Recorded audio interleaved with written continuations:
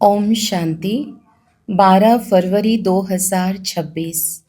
बाप दादा के मधुर महावाक्य। मीठे बच्चे, यह कयामत का समय है। रावण ने सबको कब्र दाखिल कर दिया है। बाप आए हैं अमृत वर्षाकर साथ ले जाने। प्रश्न। शिव बाबा को भोला भंडारी भी कहा जाता है, क्यों? उत्तर।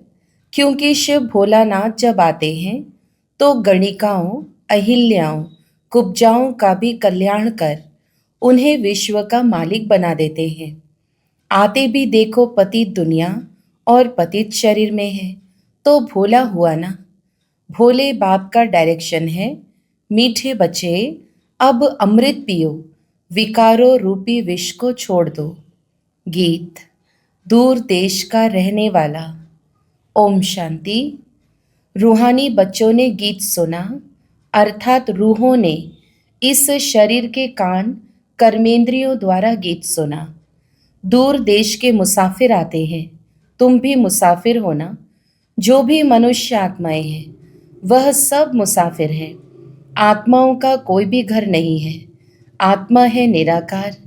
निराकारी दुनिया में रहने वाली निराकारी आत्माएं हैं। उसको कहा जाता है निराकारी आत्माओं का घर। देश व लोक, इनको जीव आत्माओं का देश कहा जाता है। वह है आत्माओं का देश। फिर आत्माएं यहाँ आकर शरीर में जब प्रवेश करती हैं तो निराकार से साकार बन जाती हैं। ऐसे नहीं कि आत्मा का कोई रूप नहीं है, रूप भी जरूर है, नाम भी है। इतनी छोटी आत्मा कितना पार्ट बजाती है इस शरीर द्वारा। हर एक आत्मा में पार्ट बजाने का कितना रिकॉर्ड भरा हुआ है। रिकॉर्ड एक बार भर जाता है, फिर कितना बारी भी रिपीट करो वही चलेगा। वैसे आत्मा भी इस शरीर के अंदर रिकॉर्ड है, जिसमें 84 जन्मों का पार्ट भरा हुआ है। जैसे बाप निराकार है, वैसे आत्मा भी निराकार है। कहाँ कहाँ शास्त्रों में लिख दिया है वह नाम रूप से न्यारा है, परंतु नाम रूप से न्यारी कोई वस्तु होती नहीं। आकाश भी पोलार है, नाम तो है ना आकाश। बिगर नाम कोई चीज होती नहीं। मनुष्य कहते हैं परम पिता परमात्मा। अब दूर देश में तो सब आत्माएं रहती है। यह साकार देश है। इसमें भी दो का राज्य चलता है, राम राज्य और रावण राज्य। आधा कल्प है राम राज्य, आधा कल्प है रावण राज्य। बाप कभी बच्चों के लिए दुख का राज्य थोड़े ही बनाएंगे। कहते हैं ईश्वर ही दुख सुख देते हैं। बाप समझाते हैं मैं कभी बच्चों को दुख नहीं देता हूँ। मेरा नाम ही है दुख हरता सुख करता। यह मनुष्यों की भूल है। ईश्वर कभी दुख नहीं देंगे। इस समय है ही दुख धाम। आधा कल्प रावण राज्य में दुख ही दुख मिलता है, सुख की रत्ती नहीं। सुख धाम में फिर दुख होता ही नहीं। बाप स्वर्ग की रचना रचते हैं। अभी तुम हो संगम पर। इनको नई दुनिया तो कोई भी नहीं कहेंगे। नई दुनिया का नाम ही है सतयुग। वही फिर पुरानी होती है तो उनको कलयुग कहा जाता है। नई चीज अच्छी और पुरानी चीज खराब दिखाई देती है तो पुरानी चीज को खलास किया जाता है। मनुष्य विष को ही सुख समझते हैं। गाया भी जाता है अमृत छोड़ विष काहे को खाए। फिर कहते तेरे भाने सर्व का भला। आप जो आकर करेंगे उससे भला ही होगा। नहीं तो रावण राज्य में मनुष्य बुरा काम ही करेंगे। यह तो अब बच्चों को पता पड़ा है कि गुरु नानक को 500 वर्ष हुए। फिर कब आएंगे तो कहेंगे उनकी आत्मा तो ज्योति ज्योत समा गई। आएंगे फिर कैसे? तुम कहेंगे आज से 4500 वर्ष बाद फिर गुरु नानक आएंगे। तुम्हारी बुद्धि में सारे वर्ल्ड की हिस्ट्री ज्योग्राफी चक्र लगाती रहती है। इस समय सब तमो प्रधान है। इनको कयामत का समय कहा जाता है। सभी मनुष्य जैसे कि मरे पड़े हैं। सबकी ज्योति उझाई हुई है। बाप आते हैं सबको जगाने। बच्चे जो काम चिता पर बैठ भस्म हो गए हैं उन्हों को अमृत वर्षा से जगाए साथ ले जाएंगे। माया रावण ने काम चिता पर बिठाए कब्र दाखिल कर दिया है। सभी सो गए हैं। अब बाप ज्ञान अमृत पिलाते हैं। अब ज्ञान अमृत कहाँ और वह पानी कहाँ। सिख लोगों का बड़ा दिन होता है तो बड़े धूमधाम से तालाब को साफ करते हैं, मिट्टी निकालते हैं। इसलिए नाम ही रखा है अमृतसर, अमृत का तालाब।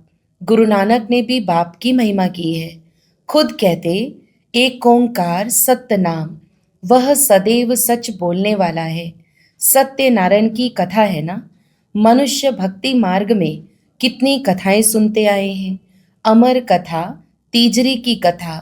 कहते हैं शंकर ने पार्वती को कथा सुनाई। वह तो सूक्ष्म वतन में रहने वाले, वहां फिर कथा कौन सी सुनाई। यह सब बातें बाप बैठ समझाते हैं कि वास्तव में तुमको अमर कथा सुनाए। अमर लोक में ले जाने मैं आया हूँ, मृत्यु लोक से अमर लोक में ले जाता हूँ। बाकी सूक्ष्म वतन में पार्वती ने क्या दोष किया जो उनको अमर कथा सुनाएंगे। शास्त्रों में तो अनेक कथाएं लिख दी हैं। सत्यनारायण की सच्ची कथा तो है नहीं। तुमने कितनी सत्यनारायण की कथाएं सुनी होंगी। फिर सत्यनारायण कोई बनते हैं क्या? और ही गिरते जाते हैं। अभी तुम समझते हो हम नर से नारायण, नारी से लक्ष्मी बनते हैं। यह है अमर लोक में जाने के लिए सच्ची सत्यनारायण की कथा, तीजरी की कथा। तुम आत्माओं को ज्ञान का तीसरा नेत्र मिला है। बाप समझाते हैं, तुम ही गुलगुल पूज्य थे, फिर 84 जन्मों के बाद तुम ही पुजारी बने हो। इसलिए गाया हुआ है, आपे ही पूज्य आपे ही पुजारी। बाप कहते हैं, मैं तो सदैव पूज्य हूँ, तुमको आकर पुजारी से पूज्य बनाता हूँ। यह है पतित दुनिया। सतयुग में पूज्य पावन मनुष्य, इस समय है पुजारी पतित मनुष्य। साधु संत गाते रहते हैं, पतित पावन सीताराम। यह अक्षर है राइट, सब सीताएं ब्राइड्स हैं। कहते हैं, हे राम आकर हमको पावन बनाओ। सब भक्तियां पुकारती हैं, आत्मा पुकारती है, हे राम। गांधी जी भी गीता सुनाकर पूरी करते थे तो कहते थे, हे पतित पावन सीताराम। अभी तुम जानते हो गीता कोई श्री कृष्ण ने नहीं सुनाई है। बाबा कहते हैं, ओपिनियन लेते रहो कि ईश्वर सर्वव्यापी नहीं है। गीता का भगवान शिव है, ना कि श्री कृष्ण। पहले तो पूछो, गीता का भगवान किसको कहा जाता है? भगवान निराकार को कहेंगे व साकार को। श्री कृष्ण तो है साकार, शिव है निराकार। वह सिर्फ इस तन का लोन लेते हैं, बाकी माता के गर्भ से जन्म नहीं लेते हैं।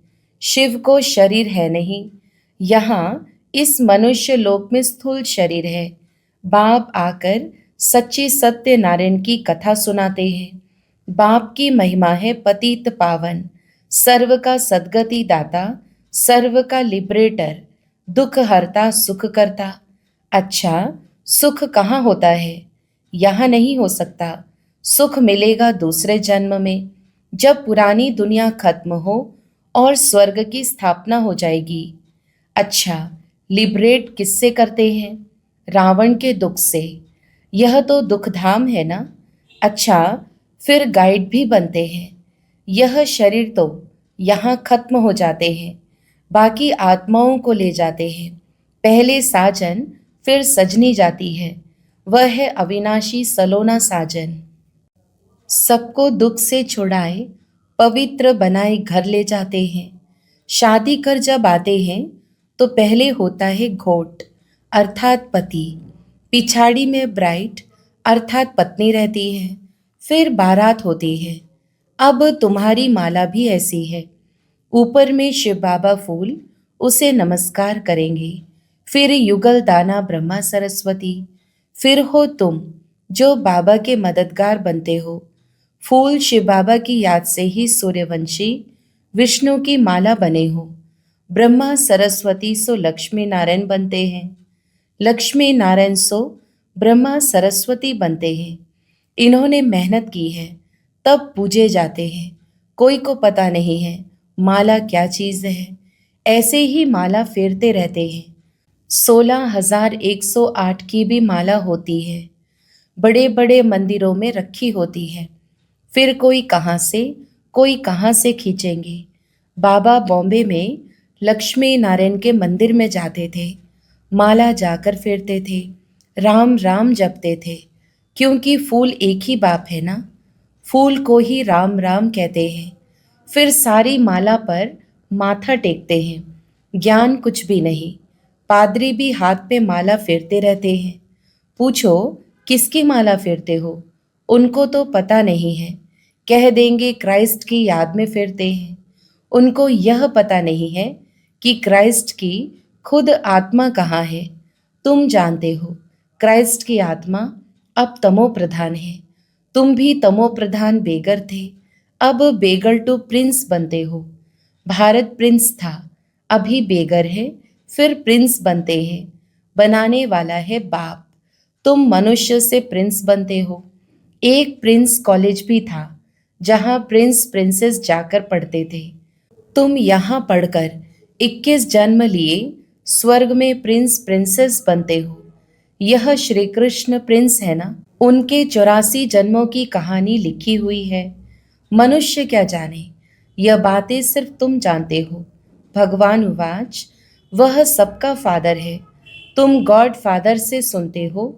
जो स्वर्ग की स्थापना करते हैं उसे कहा ही जाता है सच्चखंड। यह है झूठखंड। सच्चखंड तो बाप स्थापन करेंगे। झूठखंड रावण स्थापन करते हैं। रावण का रूप बनाते हैं। अर्थ कुछ नहीं समझते हैं। किसको भी पता नहीं है कि आखिर भी रावण है कौन। जिसको मारते हैं फिर जिंदा हो जाता है। वास्तव में 5 विकार स्त्री के, 5 विकार पुरुष के। इनको कहा जाता है रावण। उनको मारते हैं। रावण को मारकर फिर सोना लूटते हैं। तुम बच्चे जानते हो यह है कांटों का जंगल। बॉम्बे में बबुलनाथ का भी मंदिर है। बाप आकर कांटों को फूल बनाते हैं। सब एक दो को कांटा लगाते हैं, अर्थात काम कटारी चलाते रहते हैं। इसलिए इनको कांटों का जंगल कहा जाता है। सत्युग को गार्डन ऑफ अल्लाह कहा जाता है। वही फ्लावर्स कांटे बनते हैं, फिर कांटों से फूल बनते हैं। अभी तुम 5 विकारों पर जीत पाते हो। इस रावण राज्य का विनाश तो होना ही है। आखिर बड़ी लड़ाई भी होगी। सच्चा सच्चा दशहरा भी होना है। रावण राज्य ही खलास हो जाएगा। फिर तुम लंका लूटेंगे। तुमको सोने के महल मिल जाएंगे। अभी तुम रावण पर जीत प्राप्त कर स्वर्ग के मालिक बनते हो। बाबा सारे विश्व का राज्य भाग्य देते हैं। इसलिए इनको शिव भोला भंडारी कहते हैं। गणिकाएं, अहिल्याएं, कुब्जाएं, सबको बाप विश्व का मालिक बनाते हैं। कितना भोला है। आते भी है पतित दुनिया, पतित शरीर में। बाकी जो स्वर्ग के लायक नहीं है वह विष पीना छोड़ते ही नहीं। बाप कहते हैं बच्चे, अभी यह अंतिम जन्म पावन बनो। यह विकार तुमको आदि मध्य अंत दुखी बनाते हैं। क्या तुम इस एक जन्म के लिए विष पीना नहीं छोड़ सकते हो। मैं तुमको अमृत पिलाकर अमर बनाता हूँ, फिर भी तुम पवित्र नहीं बनते हो।